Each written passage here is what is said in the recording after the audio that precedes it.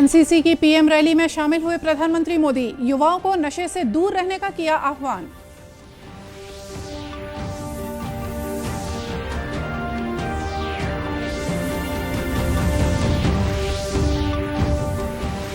छत्तीसगढ़ में कम होने लगे कोरोना के मरीज, रायपुर और दुर्ग जिलों से हटाया गया नाइट कर्फ्यू।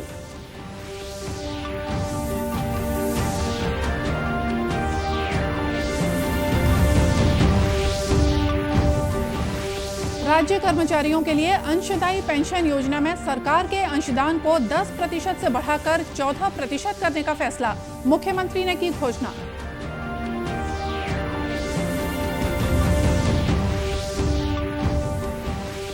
और ठंडी हवाओं से ठिठुरा छत्तीसगढ़, सरगुजा, बिलासपुर और दुर्ग संभाग शीतलहर की चपेट में।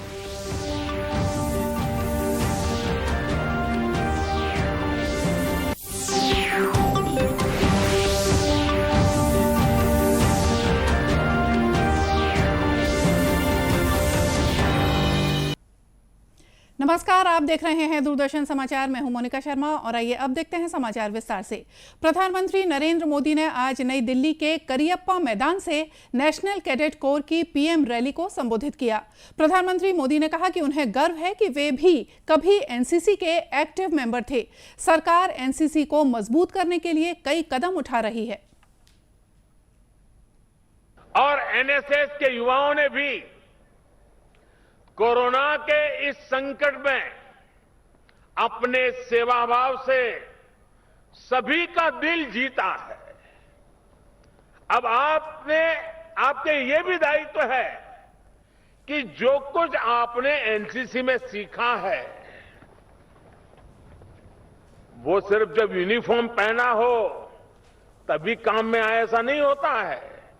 वो आपके पूरे जीवन में इसी तरह कैसे बना रहे, समय समय पर कैसे प्रकट होता रहे।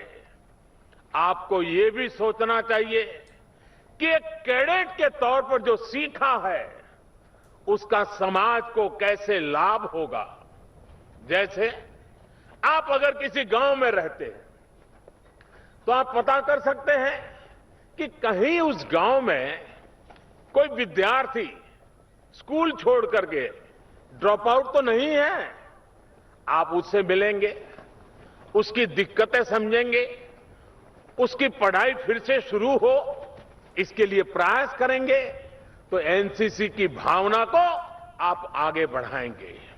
अब स्वच्छता का अभियान को बढ़ावा देने के लिए भी अपने गांव, मोहल्ले, अपने शहर, कस्बे में अलग अलग टीमें बना सकते हैं, क्योंकि आपने यहां पर लीडरशिप के गुण सीखे हैं। अब उसको अप्लाई करना है समाज में। जिस तरह आपने समुद्री तटों की सफाई के लिए पुनीत सागर अभियान चलाया था, बहुत प्रशंसा पाई थी, वो एनसीसी के कार्यकाल के बाद भी जारी रहना चाहिए। मैं आपके सामने उठाना चाहता हूं। ये विषय है नशे का, ड्रग्स का।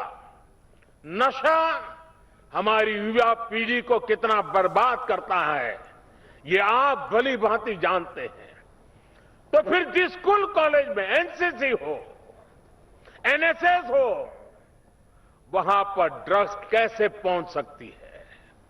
आप कैडेट के तौर पर खुद ड्रग्स से मुक्त रहें और साथ ही साथ अपने कैंपस को भी ड्रग्स से मुक्त रखें। इससे पहले प्रधानमंत्री ने 1000 एनसीसी कैडेट्स के मार्च पास्ट की सलामी ली। पीएम रैली एनसीसी गणतंत्र दिवस शिविर का अंतिम कार्यक्रम होता है। इसका आयोजन हर वर्ष 28 जनवरी को होता है। छत्तीसगढ़ में कोरोना संक्रमण की तीसरी लहर स्थिर होती दिख रही है। पिछले 24 घंटों में 4645 नए मामलों की पुष्टि हुई है।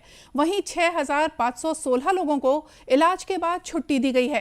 प्रदेश में सक्रिय मरीजों की संख्या अब घटकर 27290 रह गई है। संक्रमण दर में स्थिरता दिखते ही प्रशासन ने कुछ ढील देनी शुरू की है। रायपुर और दुर्ग जिले से नाइट कर्फ्यू हटा लिया गया है। रायपुर कलेक्टर ने आदेश जारी कर यह भी कहा है कि रायपुर नगर निगम क्षेत्र में संचालित सभी होटल, रेस्टोरेंट, ढाबे, बेकरी आइटम, फूड कोर्ट और अन्य खाद्य संबंधी प्रतिष्ठान रात 12 बजे तक संचालित किए जा सकेंगे। छत्तीसगढ़ में कोरोना संक्रमण से बचाव के लिए 18 वर्ष से अधिक की 70% आबादी को दोनों टीके लगाए जा चुके हैं। प्रदेश में अब तक इस आयु वर्ग के 1,37,16,317 लोगों को कोरोना रोधी टीकों की दोनों खुराकें दी जा चुकी हैं। राज्य में 18 वर्ष से अधिक के 99% और 15 से 18 वर्ष के 97% जनसंख्या को पहला टीका लग चुका है।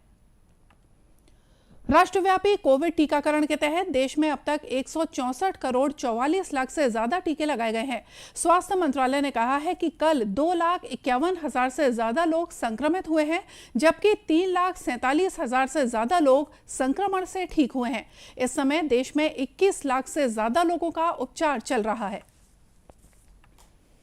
कोरिया जिले में कल से कोरोना टीकाकरण का महाअभियान शुरू हुआ है। इस अभियान के तहत 450 से ज्यादा टीकाकरण दल वैक्सीनेशन बूथ के अलावा घर घर जाकर भी लोगों को टीके लगा रहे हैं। जिले की 361 ग्राम पंचायतों के लिए 368 टीमें लगाई गई हैं।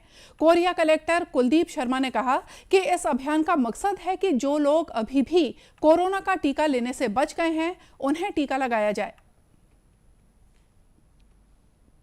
पंचायत और अन्य सभी विभागों के समन्वय से आज पूरे जिले के अंतर्गत वैक्सीनेशन महाअभियान का आयोजन किया जा रहा है, जिसका मुख्य उद्देश्य ये है कि जो लोग प्रथम वैक्सीनेशन डोज से छूट गए हैं उनको फर्स्ट डोज वैक्सीनेशन लगाया जाना, और जिन लोगों का सेकेंड डोज के लिए टाइम पीरियड कंप्लीट हो चुके हैं उनको सेकेंड डोज लगाना।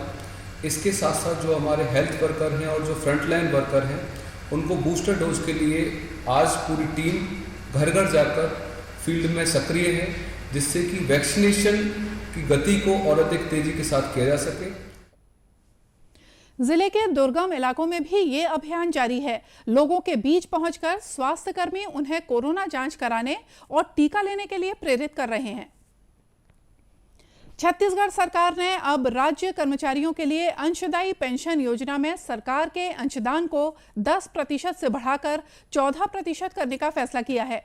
कर्मचारियों का अंशदान पूर्ववत 10% ही रहेगा। इस निर्णय से राज्य के लगभग 3 लाख कर्मचारी लाभान्वित होंगे।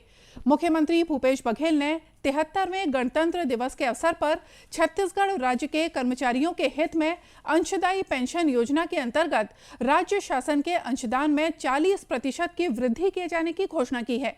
इसका उद्देश्य योजना को अधिक लाभकारी बनाकर कर्मचारियों को सेवानिवृत्ति पर प्राप्त होने वाली पेंशन धनराशि में वृद्धि करना है। योजना के अंतर्गत अब राज्य शासन का अंशदान कर्मचारियों के मूल वेतन और महंगाई भत्ते के योग का 10% के स्थान पर 14% होगा। इस निर्णय से राज्य शासन पर लगभग 520 करोड़ रुपए वार्षिक अतिरिक्त व्यय भार आएगा। गरियाबंद पुलिस ने एक वन्यजीव तस्कर से एक जिंदा पेंगोलिन बरामद किया है। तस्कर इसे बेचने की कोशिश कर रहा था। मुखबिर से सूचना मिलने पर पुलिस ग्राहक बनकर तस्कर के पास पहुंची। उसके बाद घेराबंदी कर तस्कर को पेंगोलिन के साथ गिरफ्तार कर लिया। गरियाबंद के पुलिस अधीक्षक JR ठाकुर ने बताया कि इस मामले में रसेला निवासी तरुण ठाकुर को गिरफ्तार कर जेल भेज दिया गया है। गांव के पास में एक अज्ञात व्यक्ति ये साल खपरी, इसको पेंगोलिन कहते हैं, इसके बेचने के फिराक में है। इसमें भी हमारा जो विशेष टीम है थाना पीपलछड़ी के द्वारा एक कस्टमर बन के उनके पास बनाकर भेजा गया और 7 से 8 लाख रुपए के बीच में इनके आपस में बातचीत। एक कस्टमर बन के जाने के बाद जब उससे पकड़े और पूछताछ किए और से इस साल खपरी पेंगोलिन के बारे में एक वैधानिक दस्तावेज की मांग की गई, तो आरोपी के द्वारा प्रस्तुत नहीं किया गया। इसको हिरासत में लेकर लिया गया। उसके बाद पूछताछ किया तो इसने अपना नाम बताया। इसने तरुण ठाकुर, जो कि छुरा थाना क्षेत्र के रसेला का रहने वाला है, और जब इसने कोई वैधानिक दस्तावेज नहीं दिया तो उसको हिरासत में लेकर वन्य प्राणी अधिनियम की धारा 9, 39 ख और 52 के तहत कार्रवाई की गई है। पुलिस इस बरामद पेंगोलिन को वन विभाग को सौंपने की तैयारी में है। छत्तीसगढ़ के जंगलों में पेंगोलिन एक संकटग्रस्त प्रजाति है, जिसे तस्करी की खबरें पहले भी आती रही हैं। दुर्ग पुलिस की साइबर सेल ने अलग अलग स्थानों से गुम हुए 116 मोबाइल सेट उनके मालिकों को वापस लौटा दिए हैं।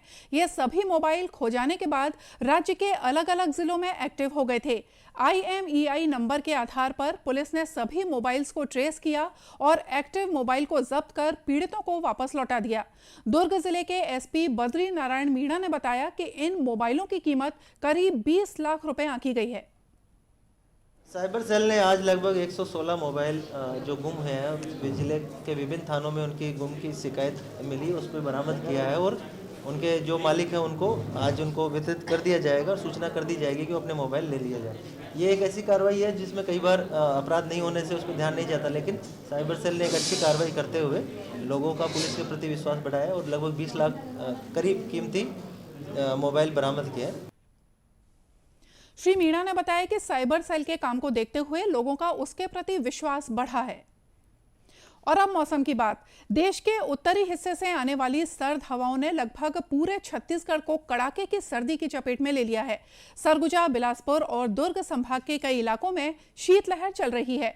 उत्तरी और मध्य छत्तीसगढ़ के जंगल पहाड़ों में तापमान 4 से 5 डिग्री सेल्सियस तक पहुंच गया है।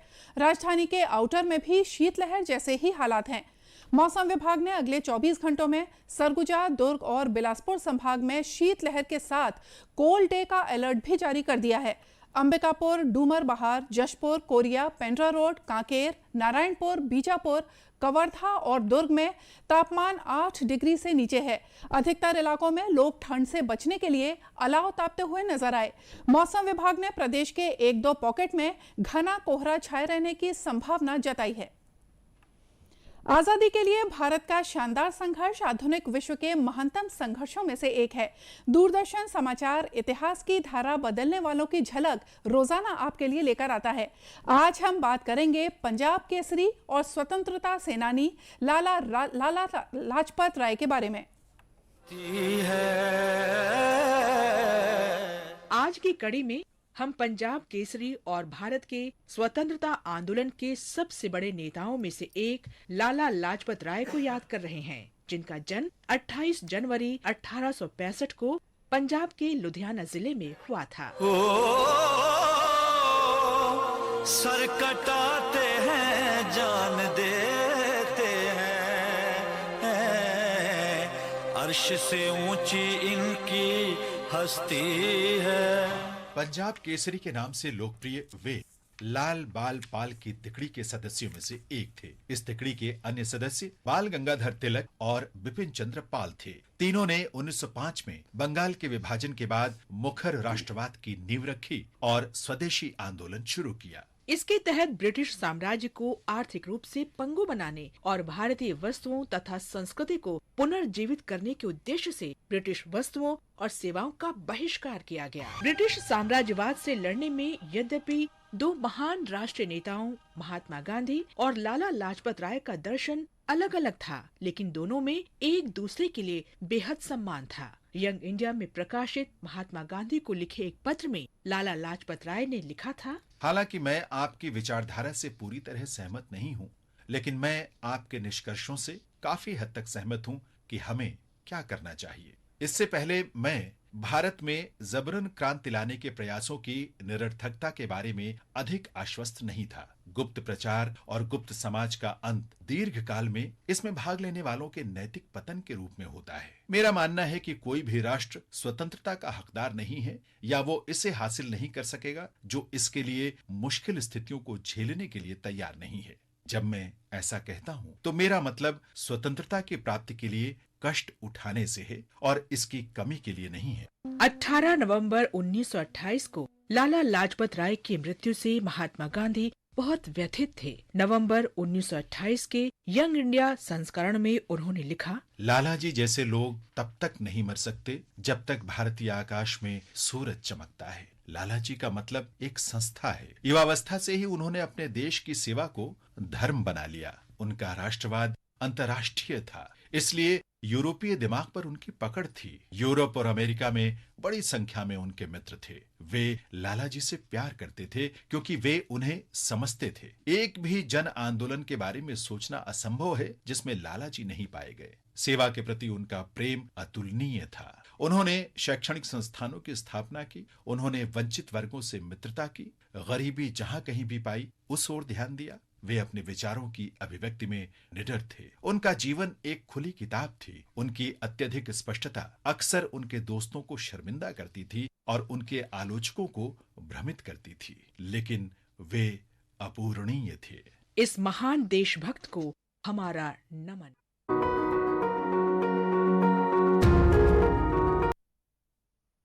और इसी के साथ ये समाचार बुलेटिन यही समाप्त हुआ। नमस्कार।